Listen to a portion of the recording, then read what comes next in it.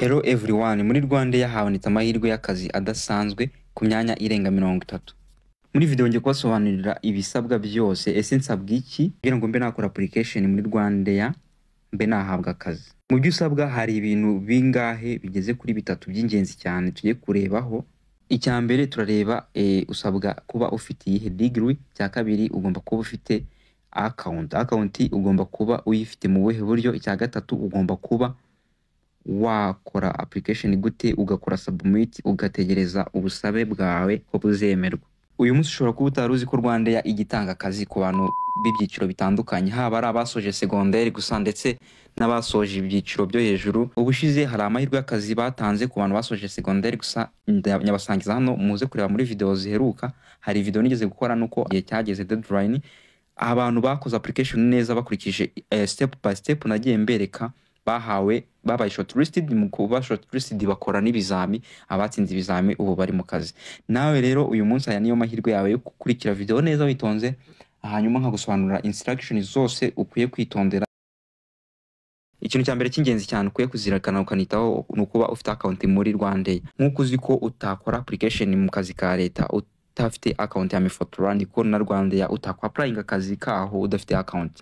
Uyu munsi ngiye kwereka uko ukora account yawe neza step by step, ndetse n'uburyo urashyira documents yawe ku murongo asabwa, ukagira ute ukaba wawe kohereza application yawe neza nta mistake nimwe ibayemo, ahasigaye ugategereza ibisubizo bizavamo.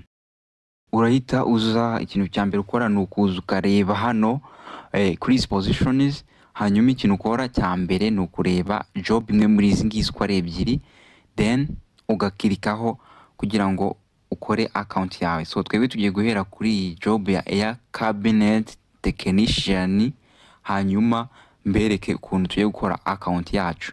So fungura, ukirika hano kuri Air Cabinet Technician. Numara gukirikaho barahita batudirectinga kuri page yacu twiyandikisha mu buryo ngiye kukwereka. So batuzanye kuri Air Cabinet Technician, ukimara gufungura bakakwereka izi details, uraza urebe hano handitse apply now.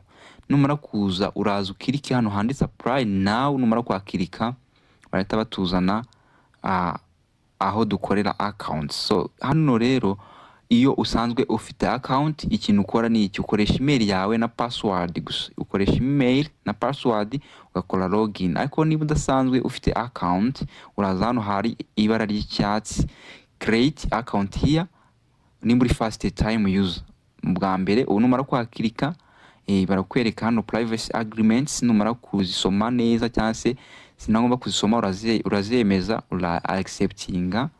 Hanyuma numara kumenya izo terms uza accepting. Numara gukora accept barahita bakudirectinga sasa rero aho tugiye gutangira gukora konti yacu.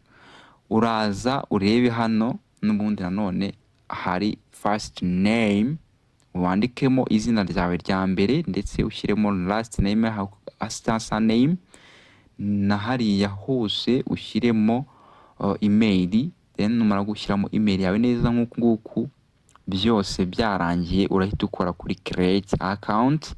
Nurangiza uhakirike. Numara gukirika kuri create account barahita bakujyana kuri page imeze gutya, bakubwire password recent link sent. Ikintu ubu ngubu ni ukuvuga ngo baguhereje link iragufasha gukora password kuri email yawe. Numara kubibona gutya urakora kuri OK. Numara gukora kuri OK uragenda ujye kureba email yawe. Ahangaha kuri page uraba havuye, uragenda ufungure email yawe. Numara gufungura email yawe rero ikintu ukora ni iki: ni ukureba muri email yawe link batanze. Iyo link ni iragufasha guhindura password. So muri kubibona, muri kubona hano mu ibara ry'ubururu hano handitse generate password. Uraza ukirike kuri generate password. Numara gukirika hano kuri generate password bahita baguhereza menu nanone ikugarura kuri web page ya Rwanda. Then iraba imeze gutya. Noneho haze ahantu ushyiramo new password na confirm password.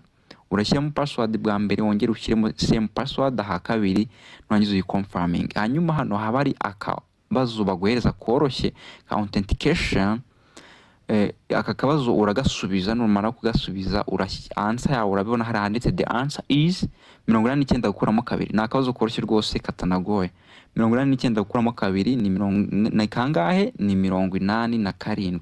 Uraza ubyandikemo hano, hanyuma numara kubyandikamo ukomeze uzamure scrolling, uzamure 87. Numara kuzamura urahita ukurikizaho kwemeza account yawe kugira ngo ibe created successful. Hanyuma nkuko mubibona uraza ujye hano kuri set password. Numara kujya hano kuri set password urahakirika, numara kuhakirika password yawe iraba yemejwe. Nimara kwemezwa urabibona hano nko wabivuze, uraza ugirute ukande kuri okay. Hano kuri okay numara kuhakanda nyine ubwo urabugiye gutangira ukore login ugere muri page ya application yose. Murabibona ubu ngubu niyo account yacu, password yacu nayo irimo hano. Ubu tugiye gukora login ubundi dutangire application yacu, dusabe akazi nta mpungenge n'imwe irimo. Yes, urakika kuri login.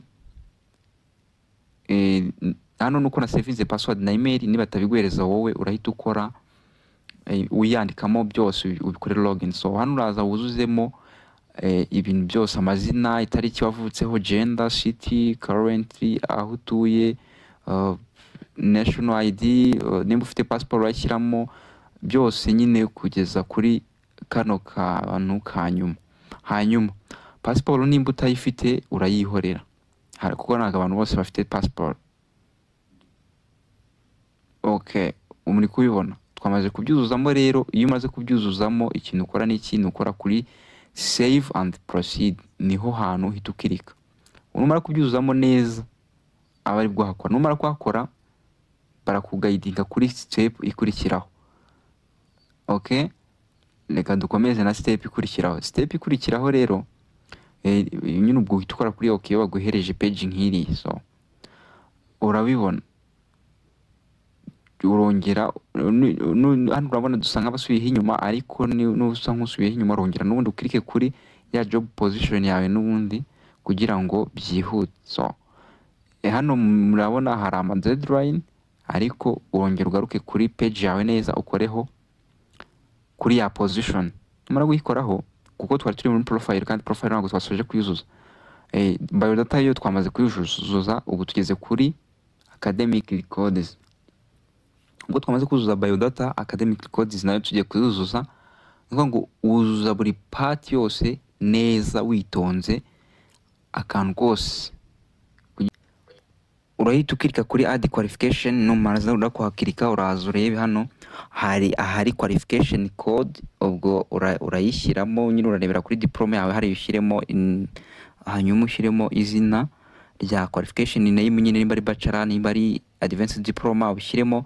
Numara kubishyiramo ushyiremo institution name, ikigo wizeho, hanyuma wangiza numara kubishyiramo byose nyine nkuko biri kuri degree yawe uraza choosing document ushyiremo, numara kushyiramo ukore kuri save. Numara kubikora uraza ujye kuri professional qualification. Professional qualification urajya hano hari akantu ko guteranya, uhakiriki add professional qualification. Hanyuma kuri professional qualification urashyiramo level, ushyiramo na description hari hejuru, hanyuma choosing na document yawe ya professional, hanyuma uyishyiremo hano. Numara kwishyiramo ukore kuri save. Numara gukora kuri save urahita ukurikizaho tab ikurikiraho. Iyi ni tab ya yo kwatachingaho certificate, membership certificate. Attach scanned copies of membership certificate. So niba hari membership certificates ufite nyine ziri professional, no certificates is related na job, uraza uzatachingaho. Numara kuza uploadingamo urakora hano nyine, hano hari choose file, uraza ku uploadingamo file. Numara kuyichuzinga ukore kuri upload, then ziraba zigezemo. Hanyuma ikintu ukora hano ugiye gushyiraho work experience cyangwa se employment history. Employment history urashyiraho akazi wakoze, aho wakoze byose nyine nkuko muri kubibona hano. Numara kubishyiraho neza urakora kuri save. Numara kubisavingamo uraza ujye kuri refer. Ni aba reference rero uraza kwadingaho professional referral.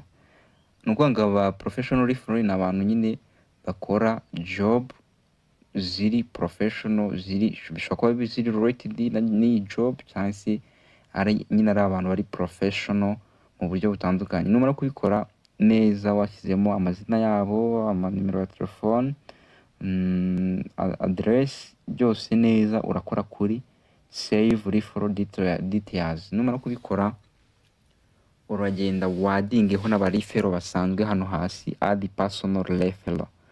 Aba personal referral nabo urabadingaho muri buri buryo, urakanda kuri add, ushiremo nabo imyirondoro yabo n'ama address yabo aho baherereye, nk'uko muri kugenda mubibona hano kuri screen zanyu. We numara gukora account yawe neza, biraba byamaze kuba bijya mu buryo, ikintu cyo gisigaye ni ugusoza application ya position yawe. Uraza ujye kuri aircraft cabin technician, wongere uhakirike, noneho urebe hano hari apply noneho hakande. Numara kuhakanda barakuzana noneho kuri application details. Ahangaha hari ahantu hajya current gross salary, amafaranga bashaka kuguhemba. Hanyuma ibintu nabyo urabyitaho byuzuze neza, ugendeye ku buryo nyine bisaba ko ubanza kumenya amakuru ahagije hano ku parity. Numara kubikora neza ugendeye ko this job bashobora guhemba, nibwo uza hano ushyiremo CV yawe. CV nabyerekanye ko ikorwa neza muri video iheruka yavugaga kuri job yari iri kuboneka, ubwo muze kuyireba niba mutayizi. Hanyuma na application letter yawe uze kubyatachingamo hara kuri ya side muri kubibona hariya. Numara kusatachingamo, ikintu cyo gisigaye ni gukora kuri submit your application. Hanyuma application yawe uraza kuba uyisoje. Numara kuyisoza urakira email ikubwira ko application yawe yabaye submitted ndetse yanakiriwe. Tubonane muri video y'ubutaha. Mbifurije amahirwe masa abantu mwese mwaprayinze muri iyi job.